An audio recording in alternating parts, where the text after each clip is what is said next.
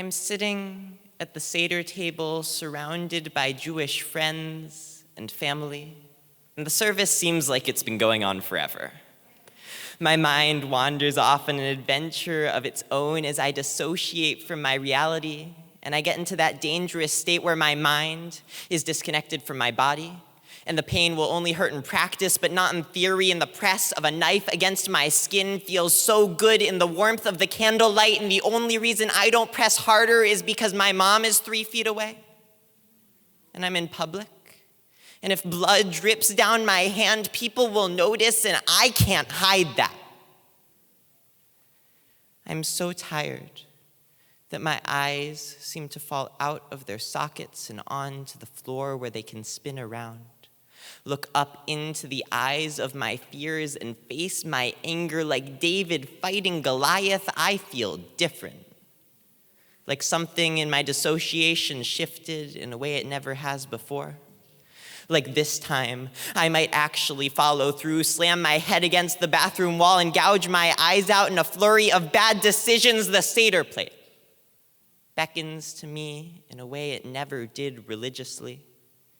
Items take on new meaning and cascade in my mind. The horseradish looks so sweet in the warmth of the candlelight. Salt water should be dripping down my cheeks right now, but instead it's sitting on the table, and the sacrificial yam looks like the perfect distraction. My mind wanders over crested hills of matzah into the little holes poked in them so they wouldn't explode, and I'm still sitting there, running a knife against the palm of my hand, daring it to break through my skin, because at this point I don't care about the consequences. That my mom is 3 feet away, that I'm in public, and I am ready to part my skin and see how I come out the other side, and I am ready for this service to end. Ready to break down and bury my face in pillows because public never feels like a safe enough place.